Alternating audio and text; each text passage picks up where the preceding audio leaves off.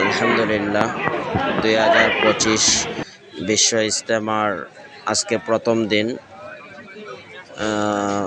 প্রথম জুমার দিনে আলহামদুলিল্লাহ উলামায়ে কেরামের নেগরানিতে লক্ষ লক্ষ মুসল্লিয়ানে কেরামের দল নেমেছে ইজতেমার ময়দানে।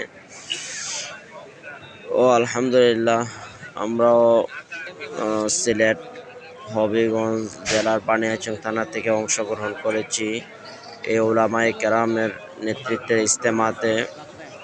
আলহামদুলিল্লাহ এখানের মধ্যে আসলে বিভিন্ন বুজুর্গ উলামায়ে কেরামের আলোচনা নসিহত শোনার মাধ্যমে নিজের জীবনটাকে পরিবর্তন করার একটা পথে ও পাতে আমরা এখান থেকে গ্রহণ করতে পারি। তো আলহামদুলিল্লাহ যারা আসছেন সবার জন্য দোয়া করি যেন আল্লাহ তাআলা সহি সালামতে এইখানে সময়টুকু কাটাইতে পারেন। আর যারা আলহামদুলিল্লাহ আগামী রবিবার দোয়ার সাথে শরিক হওয়ার জন্য এখনো ফিকির করতেছেন, অনেকে রওনা দিয়ে দিয়েছেন, সবার জন্য দোয়া যাতে সবাই সুন্দরভাবে আইসা এই দোয়ার মধ্যে শরিক হইতে পারে।